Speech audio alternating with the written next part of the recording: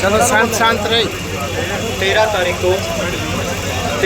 को यूनिवर्सिटी प्रशासन ने रूल में संशोधन किया था कि जिन स्टूडेंट्स को पहले 70% मार्क्स पे MSc और PhD में 6,000 और 10,000 रुपये स्कॉलरशिप मिलेगी, उसमें अब बदलाव करके ये कर दिया था 25% स्टूडेंट्स को स्कॉलरशिप मिलेगी, और वो भी 75% मार्क्स पे। जिस यूनिवर्सिटी का 900 करोड़ रुपये बजट है और हर एक स्टूडेंट को अगर स्कॉलरशिप दे दी जाए तो भी सभी स्टूडेंट्स के लिए 9 करोड़ रुपये खर्चा नहीं होता।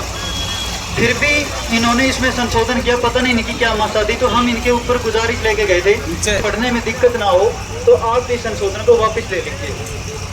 इन्होंने हमको टाइम दिया कि 27 तारीख को आप आ जाइए, आपके लिए कमेटी गठित कर देंगे। लेकिन 27 तारीख को जब गए तो VC साहब ऑफिस में नहीं मिले, उसकी जगह DPG ने कहा कि ठीक है हम कमेटी गठित कर देंगे। उसके बाद जब 9 तारीख को गए तो 9 तारीख को VC ऑफिस से दबे पाँव आके भाग लिया कि नहीं, मेरे को नहीं इनसे बात करनी। शाम को इसके घर के बाहर जब मिलने गए तो इसके सिक्योरिटी गार्ड ने हमारे साथ धक्का मुक्की की। 10 तारीख को फिर हम गुजारिश लेके इनके पास पहुंचे। 10 तारीख को सुबह जब इसके ऑफिस के बाहर गए तो सिक्योरिटी गार्डों ने मिलके 5-5, 10-10 सिक्योरिटी गार्डों ने मिलके एक एक बच्चे को पीटा, बहुत थप्पड़ मुक्के मारे, घसीटा, बाल बिगाड़ दिए, शर्ट फाड़ दी। इसका विरोध और स्कॉलरशिप का विरोध करने के लिए शाम को जब बच्चे इसके घर के बाहर शांति ढंग से धरना दे रहे थे तो कम से कम 15-20 टीचर, 35 से 40 सिक्योरिटी गार्ड सबने मिलके बच्चों के सर पे लाठियों से प्रहार कर दिया। 2 बच्चों के सिर फाड़ दिए, 8 बच्चों को घायल कर दिया और बहुत सारे बच्चों के साथ छीना झपटी करी। उसके बाद अगले दिन जब बच्चे हॉस्पिटल में गए अपनी MLR कटवाने तो डॉक्टर ने भी इनके साथ जालसाजी करने की कोशिश की। जो गाँव 9 सेंटीमीटर का था, 9 टांके आए थे जिसमें उसको सिर्फ 0.5 सेंटीमीटर का दिखाया गया। हमारे खिलाफ झूठा केस किया इन्होंने, जबकि इनके सिक्योरिटी गार्ड की झूठी MLR रिपोर्ट हमसे पहले काटी गई।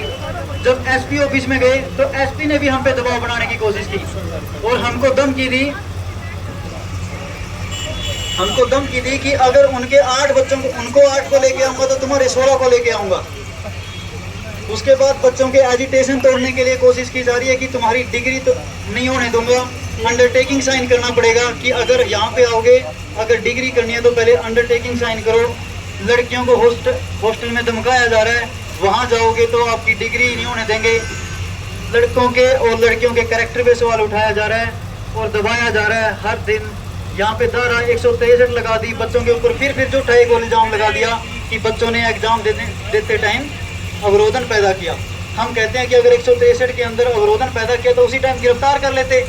हम कोई दूर थोड़ी ना थे, पुलिस प्रशासन आपके साथ था, आपके सारा सिक्योरिटी स्टाफ, अध्यापक स्टाफ, सारा एडमिनिस्ट्रेशन आपके साथ था। तो हम पे झूठे इल्जाम लगाए जा रहे हैं, ये पूरी बात है नेताजी। आदरणीय व माननीय अभय सिंह चौटाला जी जो इंडियन नेशनल लोकदल के राष्ट्रीय अध्यक्ष है, और ये वो नेताजी है जिन्होंने किसान आंदोलन के दौरान किसानों के समर्थन में इस्तीफा भी दे दिया था, विधायक के पद से जोरदार तालियों के साथ विधानसभा के अंदर लड़काया था। उसी तरह आप इस VC को भी आप जवाब दीजिए, हमें आपसे बड़ी आस है।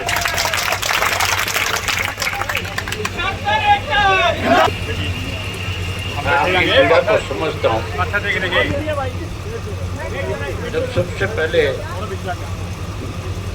आपके ऊपर आप अपनी जायज मांगों को लेकर के वाइस चांसलर के घर पे गए,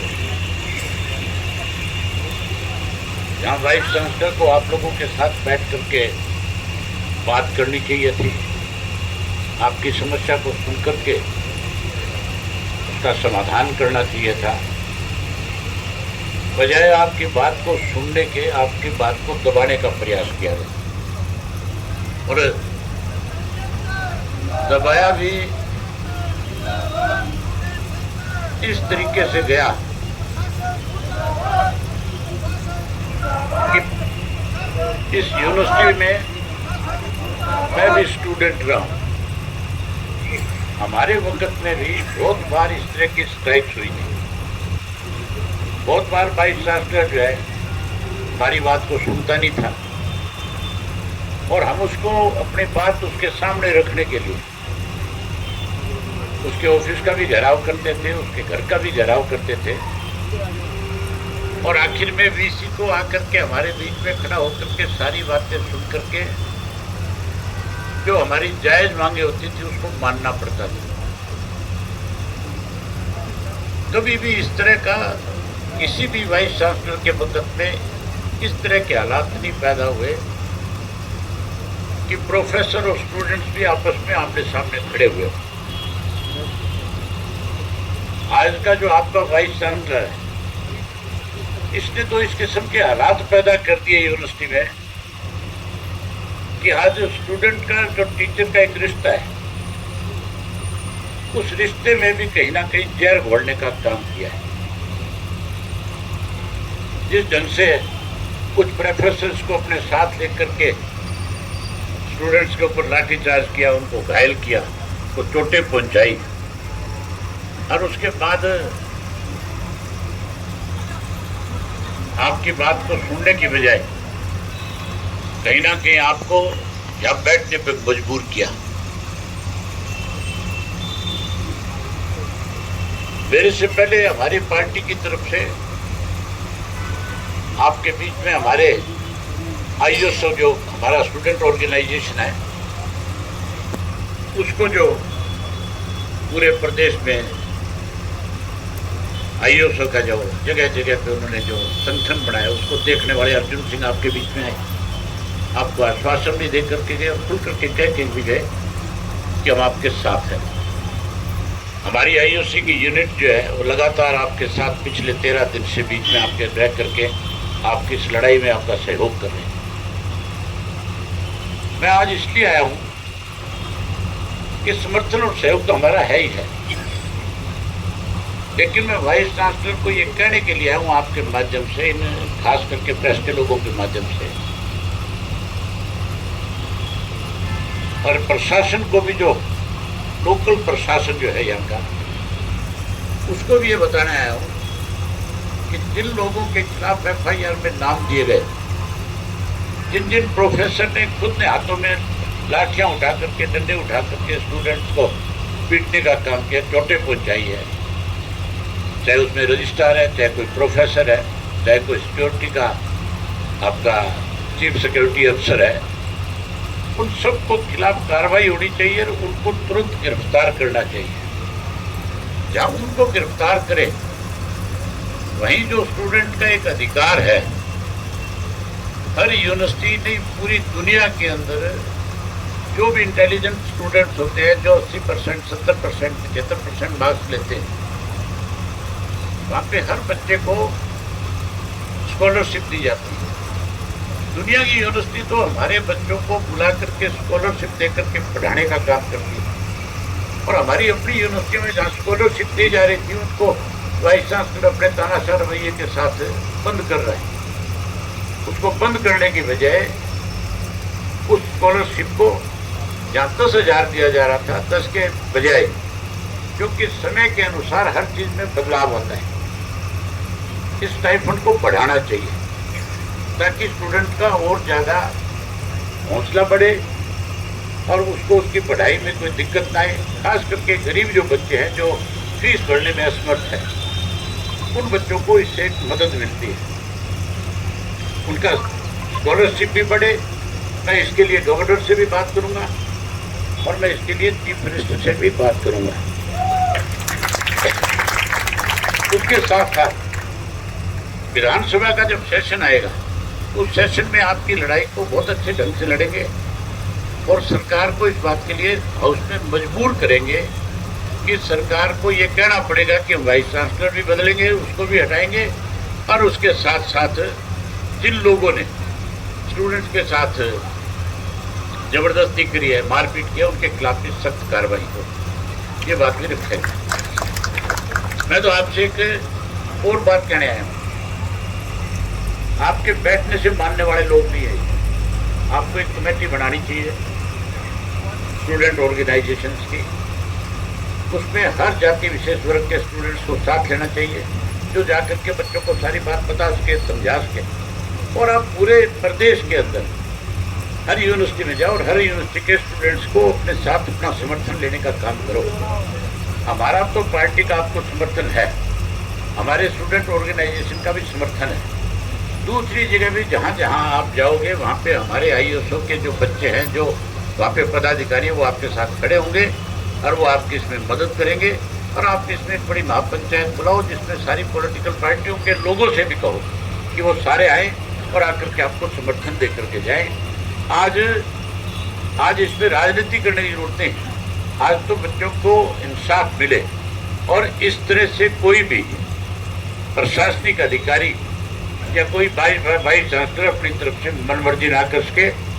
इसके लिए आप लोग जब भी हमें बुलाओगे आपके बीच में, हम आपके बीच में आएंगे और आपको खुल करके आपका साथ और समर्थन देने का काम करेंगे। इसके लिए अगर आप कोई बड़ा फैसला लोगे तो उस फैसले में भी हम आपके साथ खड़े हो जाएंगे।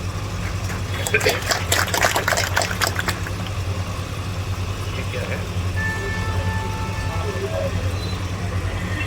उस महापंचायत के अंदर मैं हमारी पार्टी के साथियों की जिम्मेदारी लगाऊंगा। वो खुल करके आपका समर्थन करके जाएंगे और खुल करके आपके साथ खड़े होकर के आपकी इस लड़ाई में आप शामिल होंगे। और मैं बहुत अच्छे से इस बात को जानता और समझता हूँ कि स्टूडेंट को किस किस तरीके से यूनिवर्सिटी के अंदर प्रशासन की तरफ से और यूनिवर्सिटी के प्रशासन की तरफ से दबाने के बहुत बार प्रयास हुए। मैंने इस यूनिवर्सिटी में पढ़ते हुए इस किस्म के हालात भी देखे कि भजन लाल जी मुख्यमंत्री थे और हम स्ट्राइक पे थे। और जब हम मुख्यमंत्री से मिलने गए तो मुख्यमंत्री ने हमारी बात सुनने की बजाय हमें लताड़ लगा करके बाहर निकालने का प्रयास किया। लेकिन स्टूडेंट्स की एकता इतनी ज़्यादा ताकतवर होती है, इतनी ज़्यादा मजबूत होती है कि हमारे साथ ना केवल एचयू के बच्चे थे बल्कि जितने भी कॉलेज थे, बाहर में चाहे DAV कॉलेज था, जाट कॉलेज था, गवर्नमेंट कॉलेज था, सब कॉलेजों के बच्चे हमारे साथ जुड़े। और हमने भजन लाल को भी इसी यूनिवर्सिटी के प्रांगण से चीफ मिनिस्टर होते हुए भी भगा करके गाड़ी में बैठाने का काम किया था। ये VC तो कोई बड़ी चीज़ नहीं है। इस VC को तो आप ये मान के चलो कि ये खुद चल करके आपके बीच में आएगा और माफ़ी मांगेगा।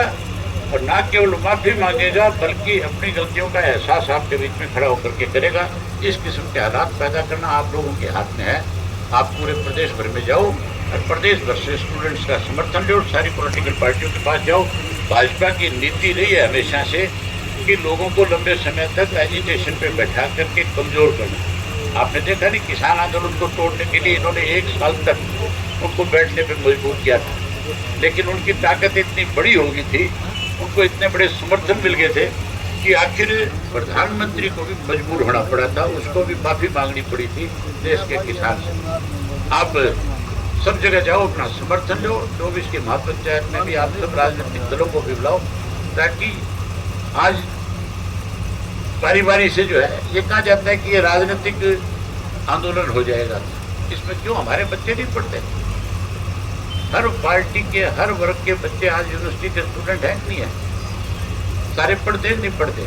हमारे बच्चों पे कोई किसी तरह से इस तरह से जबरदस्ती करे तो क्या हमारी जिम्मेवारी नहीं बनती कि हम आपके साथ आकर के खड़े हों? तो आप निश्चित रहो, हम आपके साथ हैं। इसके लिए जितना भी आपको उतनी हम आपकी मदद करेंगे, हर तरह की मदद करेंगे और आपके आंदोलन को ताकत मिले। इसके लिए मैं अपने पार्टी के सब साथियों की जिम्मेवारी भी लगाऊंगा। वो आपके बीच में आकर के समय समय पे आपके एडवाइज़र बनने का भी काम करें। यही बात आपसे कहने के लिए आया था। मैं उम्मीद करूंगा कि आप सब इस आपको हर तरह से कमज़ोर करने की कोशिश करेंगे, तोड़ने की कोशिश करेंगे। लेकिन इस एचयू का एक इतिहास रहा है, यहाँ पे जब कभी भी प्रशासन के यूनिवर्सिटी के प्रशासन ने स्टूडेंट्स को दबाने और कुचलने की कोशिश करी, हमेशा स्टूडेंट ने जो मांग रखी उस मांग को मजबूर होकर के वाइस चांसलर को पूरा करना पड़ा। हमने तो इस यूनिवर्सिटी में रहते हुए 3-3 महीने चंडीगढ़ जा करके जेल की रोटियां खाने का काम किया है। आपको इसके लिए लंबी लड़ाई लड़नी पड़ेगी, लेकिन हम आपके साथ रहेंगे। आपका बहुत धन्यवाद।